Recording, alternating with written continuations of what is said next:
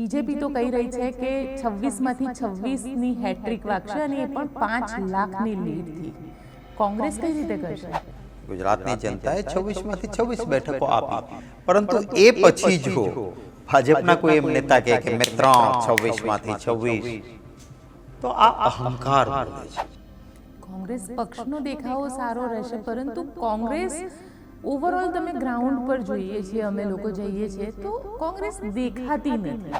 ઘણા લાંબા સમયથી એ વાત સાચી છે કે અમે ગુજરાતમાં સત્તા રાજ્ય સરકારને લાગે વળગે છે ત્યાં સુધી નથી બનાવી શક્યા. તમે કહો છો રણનીતિમાં છેદ કરવાની તક મળે, પણ હંમેશા તમારા ધારાસભ્યોમાં છેદ કરી દીધો છે. એ આમ આદમી પાર્ટી હોય કે કોંગ્રેસ હોય, ધારાસભ્યોમાં છેદ ભારતીય જનતા પાર્ટીએ કરી દીધો છે. ભારતીય જનતા પાર્ટીએ કેટલાક લોકતંત્રમાં જે બિલો બેલ્ટ કહેવાય, કલંકિત રાજનીતિ કહેવાય છે ને અપવિત્ર રાજનીતિ કહેવાય, એવી રાજનીતિથી મારા પક્ષના ધારાસભ્યોને તોડ્યા. 26 બેઠકો છે ગુજરાતની. કોંગ્રેસ કેટલી બેઠકો ઉપર અત્યારે તૈયારી કરી રહી છે અને ખાસ ટાર્ગેટફુલી જીત માટેની તૈયારી કેટલી બેઠકો ઉપર થઈ રહી છે? પહેલી વાત આપે કરી કે કેટલી બેઠકો, તો અમે 26 બેઠકો ઉપર મહેનત કરી રહ્યા છીએ. શખ્સ કરતા પક્ષ મોટો છે. પણ ભરૂચ લોકસભા સીટ ઉપર આમ આદમી પાર્ટી ચૈતર વસાવાને લડાવવા માંગી રહી છે. હજી અલાયન્સે તો નક્કી કર્યું જ નથી કઈ સીટ ઉપર શું થશે, કેવી રીતે થશે. અમારી રણનીતિ અત્યારે અહીંયા નહીં કહું, એક પણ સીટ નહીં, કારણ કે એ ઇન્ટરવ્યૂ માટે ના હોઈ શકે. અને કોઈ એટલે કોંગ્રેસની ક્યાંય એવી પ્લાનિંગ રહેશે કે એવા લોકોને સિલેક્ટ કરવા જે લોકો જીત્યા પછી છોડીને ના જતા રહે? આ ગયેલા લોકોના લિસ્ટ પણ જોશો તો એમાં અમુક એવા લોકો છે કે જેના ઉપર તમે શંકા કરી જ નહીં શકો કે આ માણસ કોંગ્રેસ છોડે. એમ હું નહીં, લોકો એમ કે ઘરે આ મને એવું લાગે કે કોંગ્રેસના નેતાઓની જે ડેડિકેશન હોય છે પાર્ટી માટેની, એ ડેડિકેશન નથી દેખાતી. કે કોંગ્રેસ જે છે એ આ દેશનો જીવ છે, કોંગ્રેસને મરવા ના દેવાય. નમસ્કાર, હું છું ગોપી ઘાંગર, આપ જોઈ રહ્યા છો નિર્ભય ન્યૂઝ. અને કોંગ્રેસ અત્યારે ક્યાં છે? કેમ કે લોકસભા ઇલેક્શનની જે તૈયારી છે તે ભારતીય જનતા પાર્ટીએ તો શરૂ કરી દીધી છે, પરંતુ કોંગ્રેસ ઓન ગ્રાઉન્ડ કઈ જગ્યાએ છે, કઈ રીતે તૈયારીઓમાં લાગેલી છે, અને ખરેખર ભારતીય જનતા પાર્ટીની જે 26માંથી 26ની હેટ્રિક મારવાની જે જીદ છે, એ જીદમાં કોંગ્રેસે પોતાની સીટ મેળવવાની જીદ કેટલે પહોંચાડી છે, આ બધા જ વિષય પર વાતચીત કરવા માટે આપણી સાથે અત્યારે જોડાઈ ગયા છે શક્તિસિંહભાઈ ગોહિલ. સર, આપનું સ્વાગત છે નિર્ભય ન્યૂઝમાં. સર, પહેલો સવાલ કે બીજેપી તો કહી રહી છે કે 26માંથી 26ની હેટ્રિક વાગશે અને એ પણ 5 લાખની લીડથી. કોંગ્રેસ કઈ રીતે કરશે? જો લોકશાહી છે ને એ આખરે લોકો ન્યાય કરતા હોય છે. ગુજરાતની જનતા નક્કી કરશે કે કોંગ્રેસ ક્યાં અને ભારતીય જનતા પાર્ટી ક્યાં. ચોક્કસ ભારતીય જનતા પાર્ટીને 2014-2019માં ગુજરાતની જનતાએ 26માંથી 26 બેઠકો આપી, પરંતુ એ પછી જો ભાજપના કોઈ એમ નેતા કહે કે મેં 26માંથી 26, તો આ અહંકાર બોલે છે. અને અહંકાર જે છે એ લોકશાહીમાં નહીં હોવો જોઈએ. આંબા ઉપર કેરી આવે તો આંબો નીચો નમે છે. સત્તા મળ્યા પછી ભારતીય જનતા પાર્ટી વધારે વિનમ્ર બને એ લોકશાહીમાં જરૂરી છે. એના બદલે એક અહંકાર છે, અને આ અહંકાર છે એના સામે અમે વિનમ્ર ભાવે મારા વાલા ગુજરાતીઓનો પ્રેમ અને આશીર્વાદ છે. મને વિશ્વાસ છે કે કોંગ્રેસ પક્ષનો દેખાવ એ ખૂબ સારો રહેશે. કોંગ્રેસ પક્ષનો દેખાવો સારો રહેશે, પરંતુ કોંગ્રેસ ઓવરઓલ તમે ગ્રાઉન્ડ પર જોઈએ છીએ, અમે લોકો જઈએ છીએ તો કોંગ્રેસ દેખાતી નથી. ન્યાય યાત્રાની વાત કરી રહી છે કોંગ્રેસ, પરંતુ ન્યાય યાત્રા જ્યારે આવશે ત્યારે કોંગ્રેસ કદાચ રાહુલ ગાંધી સાથે આવવાનો જે માર્ગ હશે તે માર્ગમાં દેખાશે, પણ કોંગ્રેસ ઓન ગ્રાઉન્ડ ક્યાં છે? ઓન ગ્રાઉન્ડ અમારો કાર્યકર્તા છે એને હું સલામ મારીશ. ઘણા લાંબા સમયથી એ વાત સાચી છે કે અમે ગુજરાતમાં સત્તા રાજ્ય સરકારને લાગે વળગે છે ત્યાં સુધી નથી બનાવી શક્યા, પરંતુ આજ ગુજરાતની જનતાએ સ્થાનિક સ્વરાજની સંસ્થાઓમાં આપ જુઓ 2022માં મહાનગરપાલિકાઓ, જિલ્લા પંચાયતો, તાલુકા પંચાયતોમાં ગુજરાતની જનતાએ અમને શાસન આપ્યું હતું. 2004 અને 2009માં 26માંથી 12 અને 11 બેઠકો અને વોટ શેર લગભગ અડધો એ પણ કોંગ્રેસ પક્ષને આપ્યો હતો. અને એ પછી 2015માં પણ સ્થાનિક સ્વરાજની ચૂંટણીઓમાં કોંગ્રેસ પક્ષને મોટાભાગની જિલ્લા પંચાયતો, તાલુકા પંચાયતોમાં શાસન મળ્યું હતું. એટલે કોંગ્રેસની રાજ્યમાં સરકાર નહીં હોવાના કારણે, લાંબા સમયથી નહીં હોવાના કારણે જરૂર થોડી માયુસી હોય એ સ્વાભાવિક છે. અમારા કાર્યકરને હું સલામ કરીશ કે એ વેચાયો નથી. નેતા આમ તેમ જરૂર ગયો છે, પણ કાર્યકર્તા મારો છે કોંગ્રેસનો એ અડીખમ પક્ષની વિચારધારાને વળેલો છે, વળગીને રહ્યો છે. અને ગ્રાઉન્ડ પર અમે જ્યારે એમના સાથે વાર્તાલાપ કરીએ છીએ, મેં દરેક જિલ્લાઓનો જે પ્રવાસ શરૂ કર્યો છે, એ જિલ્લાઓમાં માત્ર ભાષણબાજી નહીં, સ્થાનિક પ્રશ્નોની ચર્ચા અને સંવાદ, અને પછી કલેક્ટર ઓફિસ સુધી ક્યાંય 4 કિલોમીટર 5 કિલોમીટર પગપાળા ચાલીને લોકોની વચ્ચેથી રસ્તાઓ ઉપર, સડકો ઉપર નીકળ્યા છીએ. એ પછી હિંમતનગર હોય, એ નડિયાદ હોય, એ જામનગર હોય, જ્યાં જ્યાં ગયા છે ત્યાં કે પાલનપુર હોય, લોકો મારી સાથે પગપાળા ચાલ્યા છે. અને આ લોક પ્રશ્નો માટેની લડત છે, એમાં તૈયારી પણ અમારી જે નીચે સુધી જવાની છે એની અમે શરૂઆત કરી દીધી છે. કેટલીક અમારી તૈયારીઓ આ તમારા નિર્ભય ન્યૂઝના કેમેરાની આંખ માટે નથી, કારણ કે એ જો સ્ટ્રેટેજી છે એ જો હું અહીંયા ખુલ્લી કરું તો મારી રણનીતિમાં ક્યાંક મારા સામે લડનારા પક્ષને છેદ કરવાની પણ તક મળી જાય. એટલે એની હું ડિટેલ ચર્ચા નહીં કરું. તમે કહો છો રણનીતિમાં છેદ કરવાની તક મળે, પણ હંમેશા તમારા ધારાસભ્યોમાં છેદ કરી દીધો છે. એ આમ આદમી પાર્ટી હોય કે કોંગ્રેસ હોય, ધારાસભ્યમાં છેદ ભારતીય જનતા પાર્ટીએ કરી દીધો છે.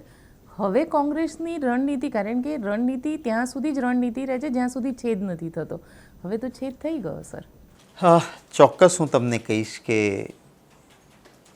ભારતીય જનતા પાર્ટીએ કેટલાક લોકતંત્રમાં જે બિલો બેલ્ટ કહેવાય, કલંકિત રાજનીતિ કહેવાય, જેને અપવિત્ર રાજનીતિ કહેવાય, એવી રાજનીતિથી મારા પક્ષના ધારાસભ્યોને તોડ્યા.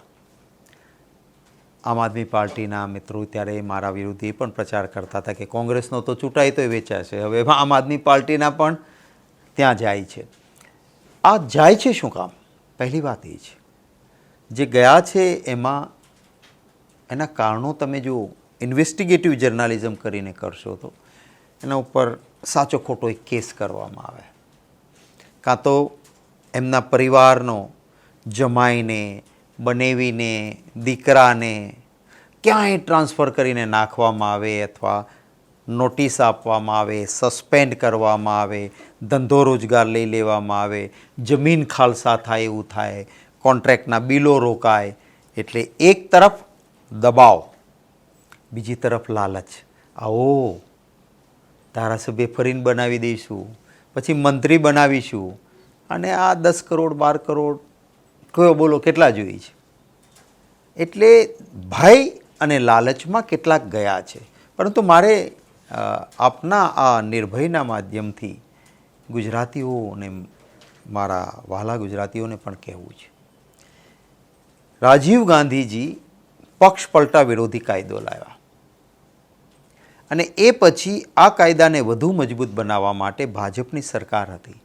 અટલ બિહારી વાજપેયીજી એ વડાપ્રધાન હતા, અને એમણે કહ્યું કે આ ચૂંટાયેલા ધારાસભ્યો રાજ્યસભાની ચૂંટણીમાં પૈસા લઈને ક્યાં મત નાખે એને ખબર ના પડે, આ બરાબર નથી. અને એટલે પાર્લામેન્ટમાં અટલ બિહારી વાજપેયીજી કાયદો લાવ્યા કે પોતાના પક્ષના નુમાઇંદાને જઈને મત બતાવવો પડે કે મેં અહીંયા મત આપ્યો છે. એ સુધારો લાવતી વખતે અટલ બિહારી વાજપેયીજીની પાર્લામેન્ટની એક સ્પીચ છે. એ સ્પીચમાં, એમના ભાષણમાં એમણે કહ્યું, પ્યોરિટી ઇન પॉलिटिक्स, राजनीति में पवित्रता होनी चाहिए. આ એમના શબ્દો હતા. અને એમણે કહ્યું કે આ પ્રકારે એક વખત ચૂંટાયો તો એને વેચાવવું ન જોઈએ, ત્યાં રહેવું જોઈએ.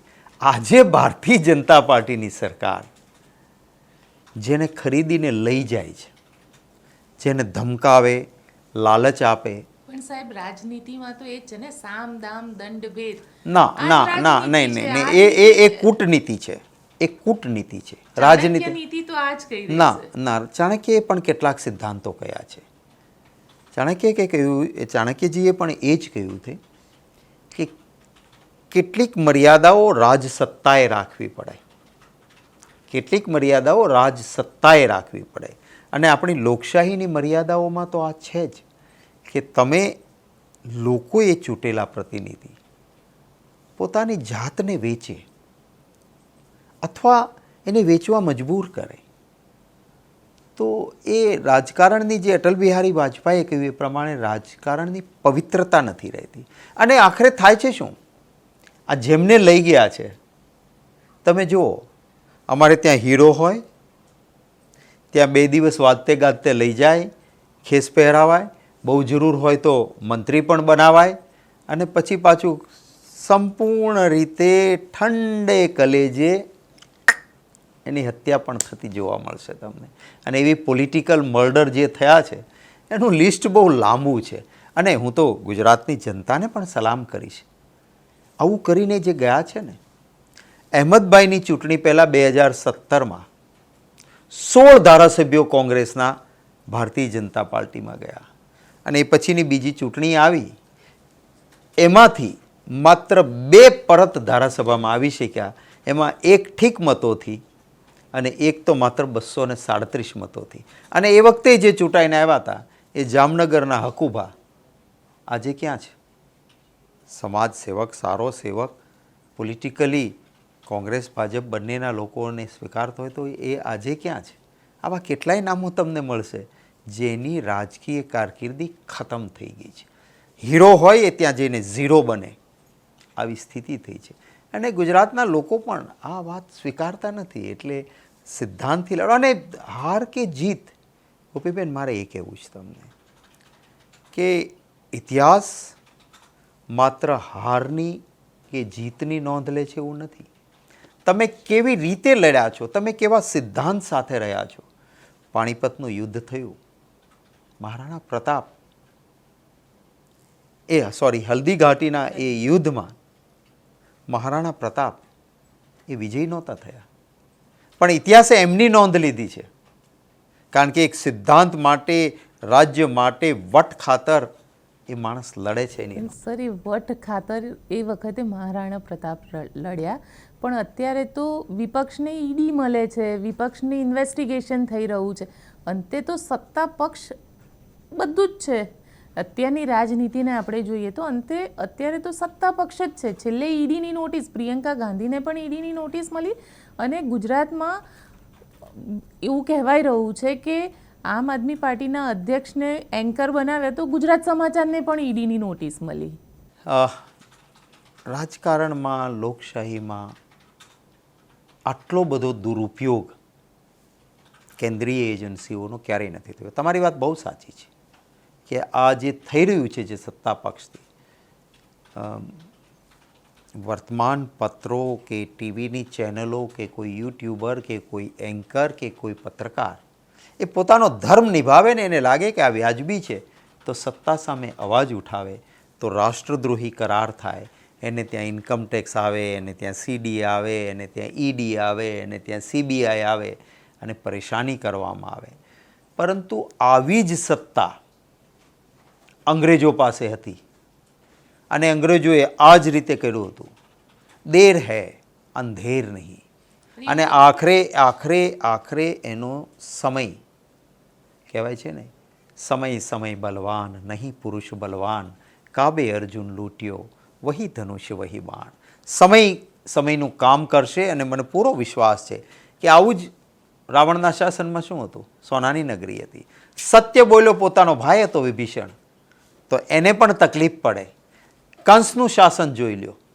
પરંતુ હું કહું છું, અને એ પછી આ જ દેશના લોકોએ ઇન્દિરા ગાંધીજીને સત્તામાંથી દૂર કરનાર એ ઇમરજન્સી પછી હતા.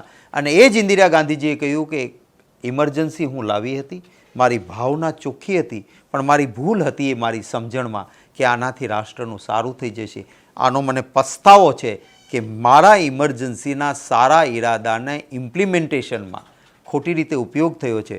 તો આ જ દેશની જનતાએ ઇમરજન્સી પછી ઇન્દિરા ગાંધીજીને ફરી સત્તાના સિંહાસન પર બેસાડ્યા અને ઇન્દિરા ગાંધી જીવા ત્યાં સુધી દેશના વડાપ્રધાન રહ્યા. આ દેશની જનતાની મહાનતા છે. તો આજે જે ભારતીય જનતા પાર્ટી કરતી હોય, તમે ઇમરજન્સીનું કહ્યું તો એના માટે આ પણ એક શીખ છે. અને કહેવાય છે ને, પબ્લિક હૈ સબ જાનતી હૈ, અંદર ક્યા હૈ બહાર ક્યા હૈ સબ પહેચાનતી હૈ. વાર લાગતી હોય છે, કેટલીક વખત સમય લાગતો હોય છે, પણ સમય લાગવાનો છે એટલે તમારો સિદ્ધાંત બદલાવી દો. હું વિરોધ પક્ષમાં છું, મને ક્યારે સત્તા આવશે નક્કી નથી, તો લાવો જઈને ભાજપના ખોળામાં બેસું તો હું અત્યારે કેન્દ્રનો મંત્રી થઈ જાઉં. નો, એ ટૂંકા ગાળાના રસ્તા ક્યારેય તમને આત્મસંતોષ ના આપે, ક્યારેય તમને ફાયદો ના આપે. એના કરતાં સંઘર્ષ કરો. જેવું તમે પૂછો છો ને એવું જ ભીમે યુધિષ્ઠિરને ધર્મરાજાને કહ્યું હતું. શું આ સિદ્ધાંતની વાતો કરો છો તમે? આ સામે શકુની અને દુર્યોધનની જોડી છે. કપટ કરે છે, ચાલ કરે છે, અને દરેક શતરંજનો દાવ આપણે હારી જઈએ છીએ. તો આવા સિદ્ધાંતનું શું કામ છે? અને ત્યારે ધર્મરાજાએ કહ્યું હતું કે કપટથી ભલે જીતતા હોય, પણ કપટથી જીતેલાનો ઇતિહાસમાં સુવર્ણ અક્ષરે લખાયેલો લેખ નહીં હોય.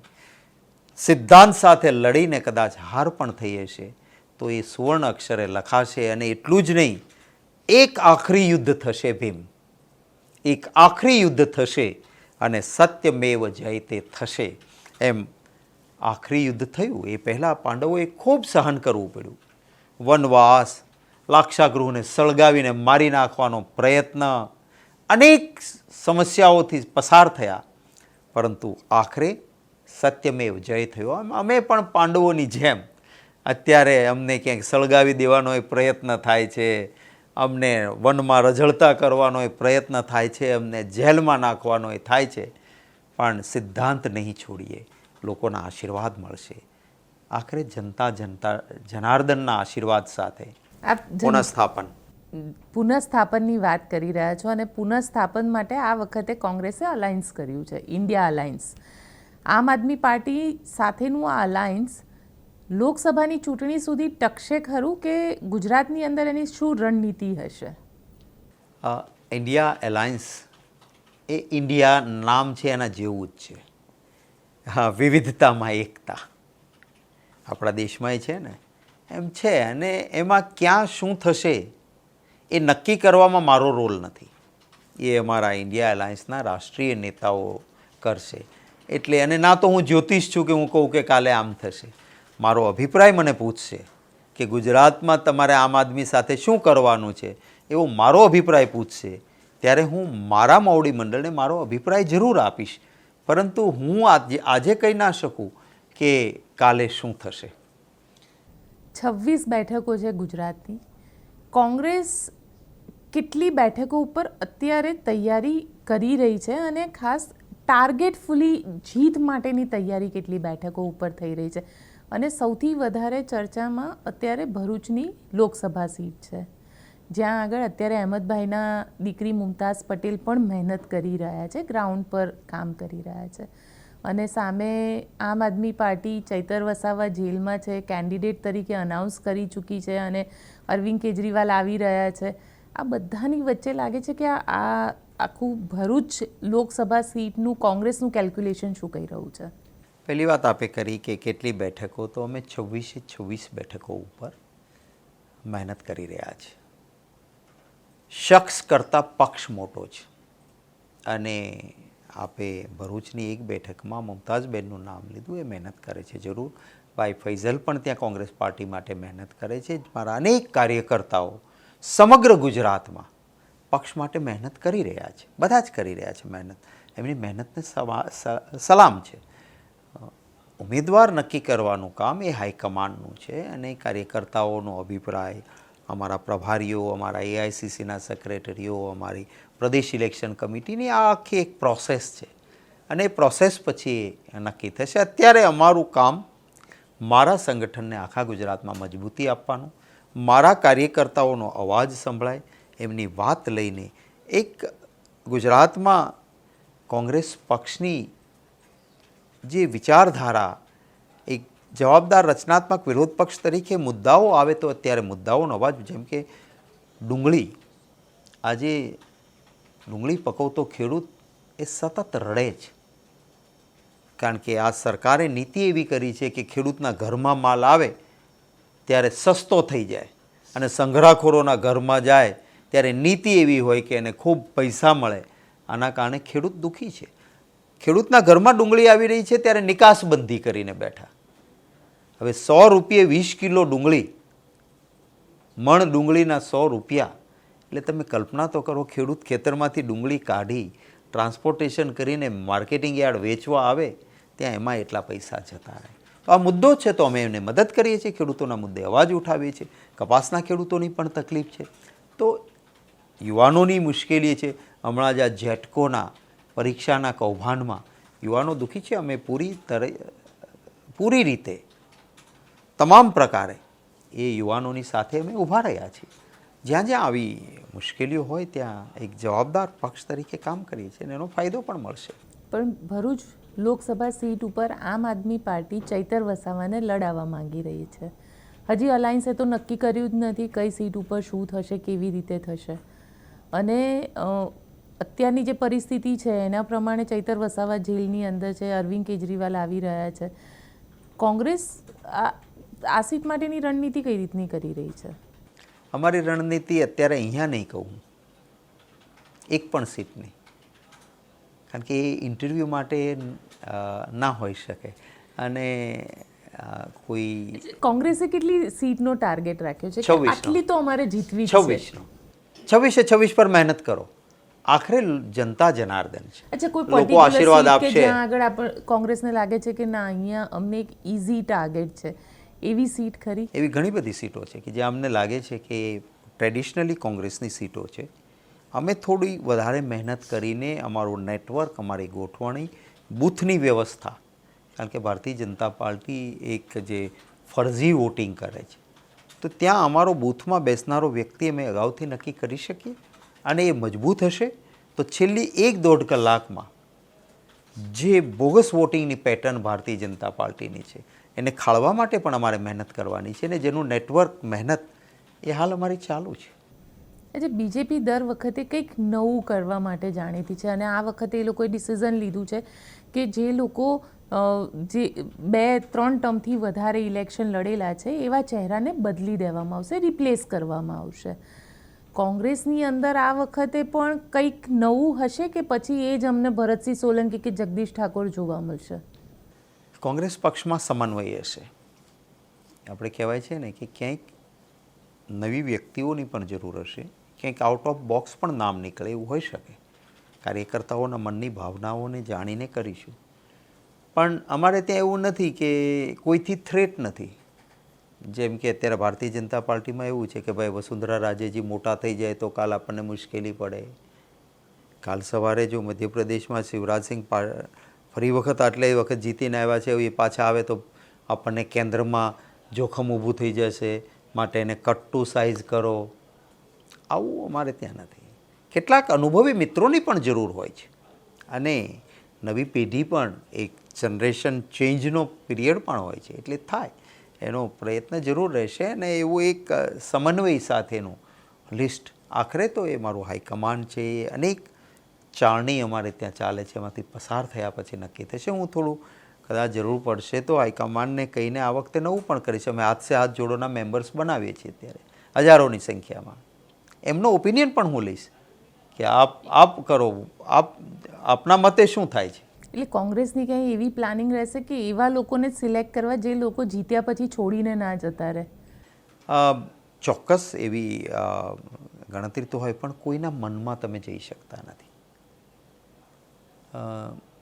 જ્યારે તમે આ ગયેલા લોકોના લિસ્ટ પણ જોશો તો એમાં અમુક એવા લોકો છે કે જેના ઉપર તમે શંકા કરી જ ના શકો. કે આ માણસ કોંગ્રેસ છોડે, એમ હું નહીં. લોકો એમ કે અરે રે આ એમ. પણ હવે મેં તમને કહ્યું એમ કે એક તરફ દબાવ, બીજી તરફ લાલચ. એટલે આ દબાવ અને લાલચની નીતિમાં કોઈક લોકો, મજબૂત લોકો લાગતા હોય એ પણ કોઈક કારણોસર ક્યારેક ડગી જતા હોય છે. અને પહેલાં કહેવાય છે ને કે ઋષિ મુનિઓ પણ તપ કરવા જતા હતા ત્યારે એનું તપ ભંગ કરાવવા માટેના પ્રયત્નો થતા. એમાં કોંગ્રેસ માટે તપ કરનારા નહીં, ક્યાંક ક્યાંક ભંગ કરવાના પ્રયત્નો થાય છે, પરંતુ બધી જગ્યાએ સફળતા એમને નથી મળતી. ઘણા એવા મિત્રો છું, જાણું છું. મારા કોઈ આદિવાસી ધારાસભ્ય હું જાણું છું કે જેણે કદાચ 50 લાખ રૂપિયા એક સાથે જોયા નહીં હોય, એને 10 કે 15 કરોડ રૂપિયાના કોથળા દેવાની વાત આવી હોય, મિનિસ્ટર બનાવવાની વાત આવી હોય, એનું ઘર મેં જોયું છે કે કોઈ મોટા બંગલા નથી, પણ એને એની નીતિમત્તા નથી વેચી. આવા લોકો પણ આપણા ગુજરાતમાં છે અને આપણું ગૌરવ છે. મેં એવા ગરીબ ધારાસભ્ય જોયા છે જેને રાજ્યસભાની ચૂંટણી વખતે ખૂબ મોટી ઓફર થઈ અને છતાં નથી ગયા. અને કેટલાક એવાય છે કે જેની પાસે ધન સંગ્રહ હતો તો પણ એને ઓછું પડ્યું અને એટલા પૈસા, ગાડી, બંગલા હોવા છતાં કેટલાક વેચાણા છે. આ પણ હકીકત છે. કેટલાક વહેંચાયા છે, તમે એવું કહી રહ્યા છો, પણ જ્યારે કોંગ્રેસની વાત આવે ને તો કોંગ્રેસના, કારણ કે ઘણા વખતથી કોંગ્રેસને જોઈ રહી છું હું, તો મને એવું લાગે કે કોંગ્રેસના નેતાઓની જે ડેડિકેશન હોય છે પાર્ટી માટેની, એ ડેડિકેશન નથી દેખાતી. એ ક્યાંક મિસ હોય છે. એનું કારણ શું કે એ કોંગ્રેસની આઈડિયોલોજીમાં પ્રોબ્લેમ છે કે પછી સિસ્ટમ એટલી કરપ્ટ થઈ ગઈ છે કે સિસ્ટમમાં એની સાથે ચાલવા માટે થઈને એ પોતાની આઈડિયોલોજીને છોડી દે છે? કોંગ્રેસની વિચારધારા એટલી મજબૂત છે અને મહાત્મા ગાંધીજીએ કહ્યું હતું, આ લોકો તો ખોટી વાતો કરે છે. તમને હરિજનનો અંક જેમાં મહાત્મા ગાંધીજીએ લખેલો લેખ કે કોંગ્રેસ જે છે એ આ દેશનો જીવ છે, કોંગ્રેસને મરવા ના દેવાય. કોંગ્રેસે અનેક એવી લડાઈઓ લડી છે. એવા અહિંસક આંદોલનની પ્રણેતામાં કોંગ્રેસ રહી છે, માટે કોંગ્રેસને ક્યારેય મરવા ન દેવાય. આ વિચારધારા જીવંત રહેવી જોઈએ. આ મહાત્મા ગાંધીજીના શબ્દો છે. એટલે વિચારધારા બહુ જ મજબૂત છે. માસ સ્કેલ પર આખા દેશમાં તમે જુઓ તો કોંગ્રેસનો કાર્યકર્તા મજબૂત છે. હા, એ જરૂર છે. તમે એવું કહી શકો કે આ એવી તાકાત છે જે લડી છે, ક્યારેક લડખડાઈ છે, ક્યારેક પડી પણ છે, પણ એ ઊભી થઈ છે, સંભળી છે અને દુગની તાકાત છે સામે લડી છે. આ કોંગ્રેસ પાર્ટી છે. એટલે જીતથી બહુ જ આસમાને જવાનું અને સત્તાનો દુરુપયોગ કરવાનો અહંકાર એ પણ નથી આવ્યો અને હારથી ક્યારેય હતાશા નથી આવી. તમે જોયું છે કે એક સમય એવો હતો કે જ્યારે કોંગ્રેસની હાર પછી માત્ર 2 રાજ્યોમાં કોંગ્રેસ રહી હતી અને બધા જ કહેતા હતા કે કોંગ્રેસ ખતમ થઈ ગઈ. એ વખતે ડૂબતી છે કોંગ્રેસ એવું લાગ્યું ત્યારે સોનિયા ગાંધીજીને કોંગ્રેસ પાર્ટીના પ્રમુખ બનાવવામાં આવ્યા. અમે પ્રેશર કર્યું કે આ એ પાર્ટી છે કે જે દેશ માટે જરૂરી છે, જો તમે કમાન નહીં સંભાળો તો નહીં ચાલે. અને એ વખતે સોનિયા ગાંધી પ્રમુખ થયા. સતત મહેનત ને સખત મહેનત સાથે કાર્યકર્તાઓ એમની સાથે જોડાયા અને જ્યાં 2 જ રાજ્યો હતા એમાં 19 રાજ્યોમાં કોંગ્રેસની શાસન આવ્યું. 2004 અને 2009માં કેન્દ્રમાં UPA 1 અને UPA 2 આવી. એ પહેલાં પણ ઇમરજન્સી પછી કોંગ્રેસની બહુ જ ખરાબ હાલત થઈ. ઇન્દિરાજી પોતે રાજનારાયણ સામે હારી ગયા અને એમ લાગતું હતું કે કોંગ્રેસ ખતમ થઈ ગઈ, પણ એક કોંગ્રેસ પાછી બાઉન્સ બેક કર્યું. એ જ ઇન્દિરા ગાંધીજી વડાપ્રધાન પણ થયા અને જીવ્યા ત્યાં સુધી વડાપ્રધાન રહ્યા. એટલે આ કંઈ પહેલી વખત નથી. પણ સર, તો પછી આજે ભારતીય જનતા પાર્ટી જે કહી રહી છે કે કોંગ્રેસ પાર્ટી છે એ પરિવાર સેન્ટ્રિક પાર્ટી છે, એટલે કદાચ સંઘ પરિવાર જે છે ને એ ભાજપમાં સંઘ પરિવાર પ્રેરિત ભાજપ છે અને એ સંઘ પરિવારને તો જો કે હવે અત્યારના ભારતીય જનતા પાર્ટીના નેતાએ તો સંઘ પરિવારને પતાવી દીધો છે, પોતાના પરિવારની જેમ જ તે એને છોડી દીધો છે. ત્યારે હવે તો માત્ર એક ડિક્ટેટરશીપ, સરમુખત્યારશાહી ચાલે છે. એને બીજે માન સન્માન હોય ને, આપણા ઘરમાં બે વડીલ હોય, જોવાની દ્રષ્ટિ છે. આપણે એના પગને ચરણ છૂવીને જતા હોઈએ, ખાનદાન માણસ કે વાહ, આ પરિવારમાં બુઝુર્ગનું માન છે.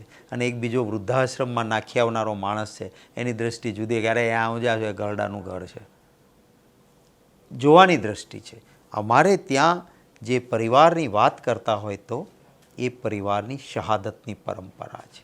દેશની આઝાદી માટે જવાહરલાલ નહેરુજીએ બાપ દાદાની કરબો ખરબોની મિલકત ગાંધીજીના ચરણોમાં જરી દીધી. 7 પેઢી ખાય તો એ ખૂટે નહીં એટલું હતું. એ ગાંધીજીના ચરણોમાં આપ્યું કે દેશની આઝાદી માટે હું આ બધું જ તમારા ચરણે આપું છું ને હું પણ તમારી સાથે લડતમાં જોડાઉં છું. આ એ પરિવાર છે. આ એ પરિવાર છે કે જેમાં શહાદતની પરંપરા છે. તમે જુઓ કે દેશની એકતા માટે એમને આઈબી ના પાડતી હતી કે ઓપરેશન બ્લુ સ્ટાર કરશો તો તમે જીવતા નહીં રહી શકો. છતાં દેશમાં આતંકવાદ ખતમ કરવા માટે ઇન્દિરા ગાંધીએ ઓપરેશન બ્લુ સ્ટાર કર્યું અને પરિણામે એમનો ભોગ લેવાયો. આપણા દેશના શ્રીલંકા સાથેના સંબંધમાં રાજીવ ગાંધીને કહ્યું હતું કે તમારા જાન ઉપર જોખમ છે, આ ના કરો. પરંતુ પાડોશી જો રહેશે તો આપણી સરહદો સલામત રહેશે. એમની એ વિદેશ નીતિ રાષ્ટ્રના હિતમાં માટે પોતાના માટે જોખમ લીધું. રાજીવ ગાંધીની હત્યા થઈ. આ શહાદતની પરંપરાવાળો પરિવાર છે. આ ત્યાગની પરંપરાવાળો પરિવાર છે. એ પરિવાર એમ ભારતીય જનતા પાર્ટી એમ કે કહી રહી છે કે આખી કોંગ્રેસ પાર્ટી પરિવાર સેન્ટ્રિક થઈ ગઈ છે. નહીં, કોંગ્રેસ પાર્ટીને લાગે છે કે આ પરિવાર જેણે સર્વસ્વ દેશ માટે છોડ્યું હોય, આ પરિવાર જેણે દેશ માટે શહાદતો વોરી હોય, આ પરિવાર કે જે સત્તાનો ભૂખ્યો નથી. સોનિયા ગાંધીજીના નેતૃત્વમાં અમે ચૂંટણી લડ્યા, બહુમતી આવી, કોઈ રોકી શકે એમ નહોતું એમને વડાપ્રધાન થતા. છતાં એણે કહ્યું કે મારા કરતાં દેશ મનમોહનસિંહજી સારો ચલાવશે. આજ સોનિયા ગાંધીજી રાજીવજીની હત્યા પછી બહુમતી આવી, નરસિમ્હા રાવજી સહિત બધા જ કહેવા ગયા હતા કે તમે વડાપ્રધાન થાઓ. એણે કહ્યું નહીં, મેરી જિમ્મેવારી હે, મેં એક બહેવા હું વિધવા છું, મારે ખૂણો પાળવાનો છે, મારા બાળકોનો ઉછેર કરવાનો છે, વડાપ્રધાન થવાનો આ સમય નથી. આ સોનિયા ગાંધીજી છે. મનમોહનસિંહજીએ કહ્યું કે મારી હેલ્થ, મારું આરોગ્ય, ઉંમર સાથ નથી દેતી. યુપીએ 2માં કહ્યું કે રાહુલ ગાંધીજી તમે વડાપ્રધાન થાઓ. રાહુલ ગાંધીજીએ કહ્યું નહીં, હું સંગઠનનું કામ કરું છું, આપ જ દેશ ચલાવો, અમે આપની સાથે છીએ. તો ત્યાગની ભાવના સાથેનો આ પરિવાર, એ પરિવાર સાથે કોંગ્રેસનો કાર્યકર જોડાય નહીં તો કરે શું? આવા પરિવાર સાથે આખી કોંગ્રેસ પાર્ટી અને સેન્ટ્રિક કોઈ કહેતો ના રહે તો શું કરે? અને છતાં તમે જુઓ કે છેલ્લા કેટલા વર્ષોથી કોંગ્રેસનો એક પણ પરિવારનો સભ્ય, આ ગાંધી પરિવારનો સભ્ય, એ સત્તાનો ભાગ એણે નથી લીધો. ના તો વડાપ્રધાન, ના તો મિનિસ્ટર. રાજીવ ગાંધીજીના ગયા પછીથી, એટલે કે આપ જોઈ લો કે આટલા 35 વર્ષના સમયમાં એક પણ સત્તાની ખુરશી નથી લીધી. અને આ જ ભારતીય જનતા પાર્ટી છે. મારે કહેવું નથી પણ ઇતિહાસ તો ચકાસજો. જે ગુરુ કહેતા હતા, એક ઇન્ટરવ્યૂ છે એક જગ્યાએ આપેલો, ચલાવજો આપના નિર્ભય ઉપર. એમ કહ્યું હતું કે આ વખતે અડવાણીજી જ, 5 વર્ષ પછી અડવાણીજી જ અમારા વડાપ્રધાન છે. અને પછી શું થયું? ગેરંટી કોઈ ગેરંટી નથી. આ હકીકત છે. ગેરંટીની વાત તમે કરી, પણ 2024ની ચૂંટણી પહેલાં રામ મંદિર પ્રાણ પ્રતિષ્ઠા મહોત્સવ થઈ રહ્યો છે 24મી જાન્યુઆરીએ ત્યાં આગળ અયોધ્યામાં. તમને લાગે છે કે આ પ્રમુખ મુદ્દાઓમાંથી એક મુદ્દો તો છે જ, કારણ કે ઇલેક્શન આખી ચૂંટણી લડાશે આ મુદ્દાઓ ઉપર. રાષ્ટ્રવાદ, હિન્દુવાદ, આ બધા જ મુદ્દા જે છે એ ભારતીય જનતા પાર્ટીના પ્રમુખ મુદ્દા છે. કોંગ્રેસના નેતાઓ જાણે છે કે પ્રધાનમંત્રી નરેન્દ્ર મોદી માટે અપશબ્દ બોલે તો એ નેગેટિવ એમના માટે જાય છે. છતાં સામ પિત્રોડા એ જ હિન્દુવાદને લઈને વાત કરી રહ્યા છે. એવું કહી રહ્યા છે કે ઇટ્સ અ બ્લન્ડર. એટલે કોંગ્રેસના નેતા જાણી જોઈને આ કરી રહ્યા છે કે પછી ખરેખર એ લોકોને ખબર જ નથી પડી રહી કે દેશમાં રાજનીતિ કયા મુદ્દે કરવી?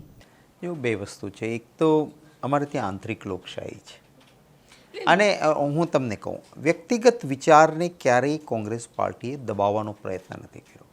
હા, એને એન્ડોર્સ કરે કોંગ્રેસ પાર્ટી. કોંગ્રેસ પાર્ટીએ તરત જ કહ્યું કે આ એમનો વ્યક્તિગત વિચાર છે, અમે એના સાથે સહમત થતા નથી. હવે વ્યક્તિગત વિચાર વ્યક્તિનો વ્યક્ત ના થઈ શકે, એને તમે લોકશાહી કહેશો ખરા? કે વ્યક્તિગત વિચાર છે પણ એ પાર્ટીને નુકસાન હા, કરીને જાય છે. એ વ્યક્તિનો વિચાર જો પાર્ટી સાથે જોડો તમે તો નુકસાન કહેવાય. પણ હું માનું છું કે ગુજરાતની જનતા જે છે એ એટલી શાણી તો જરૂર છે, આ દેશની જનતા પણ એટલી શાણી તો જરૂર છે કે વ્યક્તિગત વિચારને પક્ષના વિચાર સાથે સંકલિત નહીં કરે. હું હિન્દુ છું, પણ એમાં ને એમાં તો ચાયવાલા તરીકે પ્રધાનમંત્રી બની ગયા, ચોકીદાર તરીકે જ પ્રધાનમંત્રી અને બની ગયા પછી- 19ના અને પછી મુદ્દામાં. અને 2000 હું તમને દરેક ઇલેક્શન યાદ કરાવું. મોત કા સોદાગર ત્યારે ગુજરાતના મુખ્યમંત્રી બની ગયા. 2014 ચાયવાલાની વાત કરી, પ્રધાનમંત્રી બન્યા. 2019ની 17ની વાત કરું તો 17ની અંદર મણિશંકર અય્યરે કહ્યું હતું, નીચ જેવી કોમેન્ટ કરી હતી, જેમાં આખું ઇલેક્શન જીતી ગયા, જે ઇલેક્શન ખરેખર કોંગ્રેસની ફેવરમાં જઈ રહ્યું હતું. 19ની વાત કરું, ચોકીદારનું તમે લઈને આવ્યા કેમ્પેનિંગ.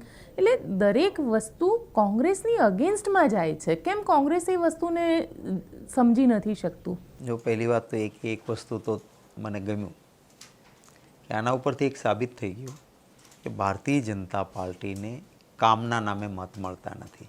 એમના કર્તવ્યો એવા નહોતા કે એમને ફરી ફરી મતો મળે. એમણે કોંગ્રેસની કોઈક એક વ્યક્તિના બોલેલા શબ્દોના આધાર પર લોકોની લાગણીને છંછેડીને મતોનું રાજકારણ કર્યું છે, માંગણીઓને સંતોષીને નહીં. આ સત્ય હકીકત છે, અને તમારા સવાલમાં આ સત્ય હકીકત ઉજાગર પણ થઈ. એ સત્ય નરું સત્ય છે કે નહીંતર તો માણસ શું કહે, તમારે જે કહે, મારે એ તરફ વાત જ નથી કરી. મેં આટલું સરસ કામ કર્યું છે માટે મને મતો આપી દો ને ભાઈ. કામના નામે મત નથી મળતા એમને. મને કોઈ આ વખતે રામના નામે કોશિશ કરશે, હું કહું છું કોશિશ કરશે. પુલવામામાં જવાનો શહીદ થાય, કોની ભૂલ હતી? રામને નામે મત લીધા પછી એ રામ સેવકોને બચાવવાની જવાબદારી કોની હતી? કોંગ્રેસની સરકાર હતી, હું મિનિસ્ટર હતો. અનેક કારસેવકો ગયા હતા. કોઈને એક ખરોચ, એક આપણે કહીએ ને કે લીટો પડે એટલી પણ નુકસાની ન થવા દેતી હતી, એટલી સરકાર જાગૃત રહેતી હતી. અમે કેબિનેટ રાત્રે ને રાત્રે બેસીને કે કારસેવક જાય તો એને ક્યાંય કોઈ તકલીફ ના પડવી જોઈએ. અને રામના નામે મત લીધેલી સરકારના સમયમાં રામ સેવકો જીવતા સળગે, કોણ જવાબદાર એના માટે? ની જવાબદારી નહીં. અને એ પછી તોફાનો કરાવીને રામનો મરે કે રહીમનો મરે, મારા મતનું તરભાણું ભરે. આ રાજનીતિ નથી, પરંતુ વાર લાગતી હોય છે.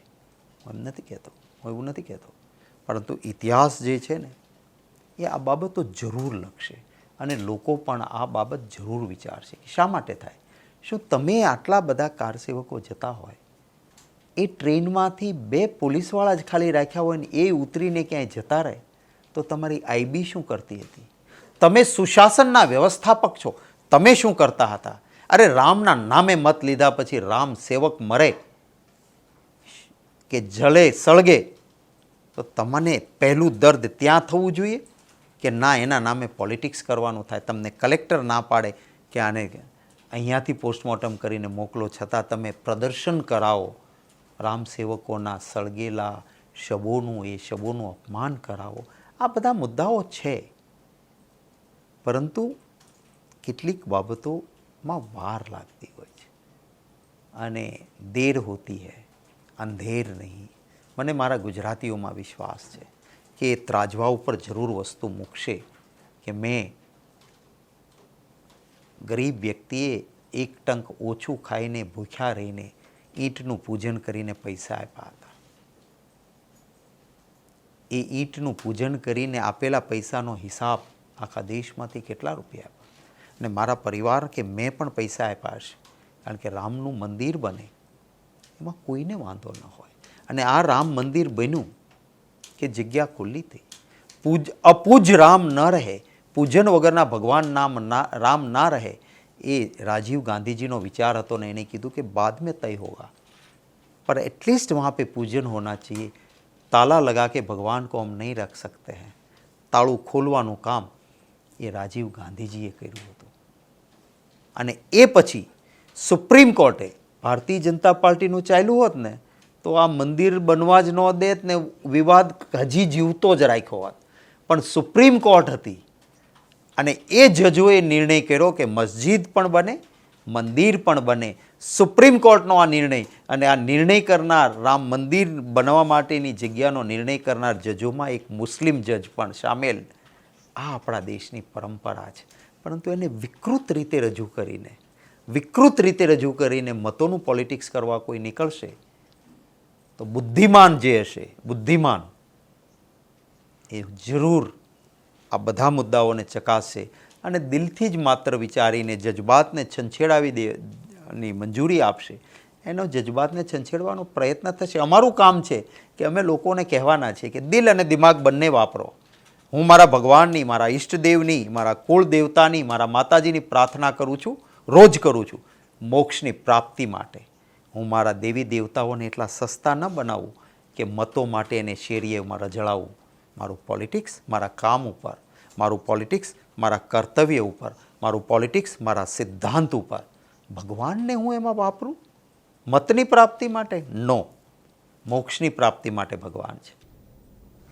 મોક્ષની પ્રાપ્તિ માટે ભગવાન છે, પરંતુ દેશમાં જે રીતની રાજનીતિ થઈ રહી છે, હવે આપણે કોંગ્રેસ પર આવીએ તો કોંગ્રેસની અંદર ઘણા બધા, કારણ કે દિગ્ગજો મેદાનમાં હોય છે અને એક દિગ્ગજનું નામ આવે ને બીજો દિગ્ગજ નેતા એના ટાંટિયા ખેંચે અથવા એને હરાવવા માટેની રણનીતિ અપનાવે, તો આ રણનીતિને શક્તિસિંહ ગોહિલ કઈ રીતે પહોંચી વળશે? અમારે ત્યાં સંઘર્ષ નહીં હોય, સંવાદ હશે. આ વખતે ચોક્કસ. અને તમે જોશો, કારણ કે મારા માટે તોડફોડ કરવા પણ એ જ નેતાઓ આવતા હોય છે. મારે ત્યાં આ વખતે બધા જ સાથે વાર્તાલાપ કરીને જ્યાં કન્સેસસ, સર્વસંમતિ ઊભી થાય ત્યાં એ કરવાનો પ્રયત્ન રહેશે. મારા કાર્યકરની દિલની ભાવનાને સમજાવવાનો પ્રયત્ન રહેશે. અને કોઈને નહીં આપી શકતા હોઈએ તો એને પણ આપણે કહીને પેઇન કિલર આપવી પડે કે આપ કાપો ત્યારે પેઇન કિલર આપો. મોટું ઓપરેશન હોય તો એનેસ્થેસિયા આપો. એને સમજાવો કે ક્યાં કારણો છે. એક ડાયલોગ તૂટે છે ત્યારે સંઘર્ષ વધે છે. અને હા, હું જરૂર મારા પ્રદેશ સમિતિમાં કોઈ પણ દુઃખી આવશે, કોઈ પણને તકલીફ હશે તો એને સાંભળવા માટે હું હાજર રહેવાનો છું. મારા કાર્યકરનો અધિકાર છે મારી સાથે વાત કરવાનો, સંવાદ કરવાનો. પણ હા, એ જ કાર્યકર જો ત્યાં ઓફિસ પાસે આવીને અસિસ્ત કરવા માંગશે તો હું એના સામે આકરામાં આકરા પગલાં લેતા, ક્રિમિનલ પોલીસ કેસ કરતા અને મેક શ્યોર કરીશ કે પોલીસ કમ્પ્લેન કર્યા પછી એને આકરી સજા થાય કાયદાની રીતે. એમાં પણ હું પાછીપાની નહીં કરું. મારી પીસીસીને હું કેમેરાથી, સીસીટીવીથી સજ્જ રાખીશ. અત્યારે જ મેં કરી દીધી છે કે મારો કાર્યકર, એનો અધિકાર છે, પણ આ મંદિર છે એક વિચારધારાનું, ત્યાં આગળ એક વિવેક ચૂકીને કોઈ જો દાદાગીરી કરવા માંગે તો એને સ્થાન નહીં હોય. અહીંયા વિનમ્રતાથી આવો, પરિવાર છીએ, સાથે મળીને કામ કરીશું, એક બનીને લડીશું. લડેંગે જીતેંગે. લડેંગે જીતેંગેની વાત કરી રહ્યા છો, પણ જીત તો ભારતીય જનતા પાર્ટીની થાય છે. અને સૌથી છેલ્લો સવાલ કે ભાજપના સંગઠનમાંથી શક્તિસિંહ ગોહિલ શું શીખ્યા? આપણે ત્યાં એવું કહેવાય છે કે સુપડા જેવું રાખો, સાર સાર ગ્રહી રહે, થોથા દે ઉડાય. એમાંથી કેટલીક સારી બાબતો છે, હું જરૂર શીખવાનો પ્રયત્ન કરું છું. પણ કેટલીક ખરાબ બાબતો મને લાગે છે મારા સિદ્ધાંતથી, તો એ હું એને અનુસરવા નથી માંગતો. કદાચ લાગે કે ટૂંકા રસ્તે એમાં જીત પણ થતી દેખાતી હશે તો પણ જે વસ્તુ મને લાગે છે કે આ એ મેલી વિદ્યા છે ને, આપણે ગામડાઓમાં કહે કે આ મેલી વિદ્યા છે, પરિણામ આપે જ. મેલી વિદ્યાથી પરિણામ નથી જોઈતું. મને મારી સત્ય નિષ્ઠા અને ઈશ્વરના આશીર્વાદ, ગુજરાતની જનતાનો પ્રેમ, લાગણી અને સમર્થન એ જીત પર લઈ જાય એ માટે પ્રયત્ન કરીશ. ભારતીય જનતા પાર્ટીના કેટલાક સારા પાસાઓ છે જે સંગઠનમાં એમણે યુઝ કર્યા છે. હું જરૂર, ચાણક્યજીએ કહ્યું છે કે ચુનાવ હોય, યુદ્ધ હોય, લડાઈ હોય, જીતવા માટે તમારે તમારી સ્ટ્રેટેજી બનાવવી પડે. પરંતુ એ જરૂરી છે, એના કરતાં વધારે જરૂરી એ છે કે તમે દુશ્મનની સ્ટ્રેટેજી સમજો અને એને જો ડિફ્યુઝ કરી શકો તો તમારી જીત 100% પાકી થાય. એટલે હું આટલા વર્ષોથી ગુજરાતમાં રહ્યો છું, આમની સામે જ લડ્યો છું, બહુ વખત જીત્યો છું તો કોઈ વખત હાર્યો પણ છું. 2007માં ભારતીય જનતા પાર્ટીના એ વખતના મુખ્યમંત્રી શ્રી આવીને ભાવનગરમાં ચેલેન્જ સાથે કહેલું કે 182ની ખબર નથી પણ ભાવનગર દક્ષિણમાં શક્તિસિંહને નહીં જીતવા દઈએ. અને છતાં ભાવનગરના લોકોના આશીર્વાદ હતા કે હું ચૂંટણી જીતીને આવ્યો હતો. 2014માં લોકસભાની 26 બેઠકો અમે હારી ગયા. સાથોસાથ ચૂંટણી હતી, એક જ દિવસે મતદાન હતું. છતાં અબડાસાની એ પેટા ચૂંટણીમાં કચ્છી માળુઓએ મને આશીર્વાદ આપ્યા. એ અબડાસા, લખપત અને નખત્રાણાના લોકોના આશીર્વાદ હતા કે હું ત્યાંથી જીતીને આવ્યો હતો. ત્યારે એમણે આ બધા જ કાવા દાવા કર્યા જ હતા, પણ એમના કાવા દાવાને ડિફ્યુઝ કરવા માટેના મારા પ્રયત્નો સફળ રહ્યા હતા અને સકારાત્મક સહયોગ હતો. આ વખતે એ પહેલાં નાના એક વિસ્તારમાં કરતો હતો, હવે મારે આખા ગુજરાતમાં આ કરવાનું છે. અને એમાં તમારા સૌનો, પ્રેસ મીડિયાના મિત્રોનો પણ સહકાર મળે, ગુજરાતની જનતાના આશીર્વાદ મળે. સત્યમેવ જયતે, દેર હૈ અંધેર નહીં. ચલો, દેર હૈ અંધેર નહીં હૈ. અને શક્તિસિંહભાઈ સાથે આપણે આ પહેલો ઇન્ટરવ્યૂ કર્યો. લોકસભાની ચૂંટણી આવી રહી છે એટલે આવા ઘણા બધા ઇન્ટરવ્યૂ પણ કરતા જ રહીશું. પણ આશા રાખીએ કે એમની જે રણનીતિ, એમની જે સ્ટ્રેટેજી એ બનાવી રહ્યા છે તેનું ઇમ્પ્લિમેન્ટેશન પણ થાય અને તેમના જે કોંગ્રેસના નેતાઓ છે તે પણ તેને માને, એ બહુ જરૂરી છે. કેમ કે લીડર તો જ સાચો લીડર કહેવાય. આપને અમારો રિપોર્ટ કેવો લાગ્યો કોમેન્ટ બોક્સમાં ચોક્કસથી જણાવજો અને અમારી ચેનલ નિર્ભય ન્યૂઝને લાઇક, શેર અને સબસ્ક્રાઇબ કરવાનું ભૂલશો નહીં. આભાર.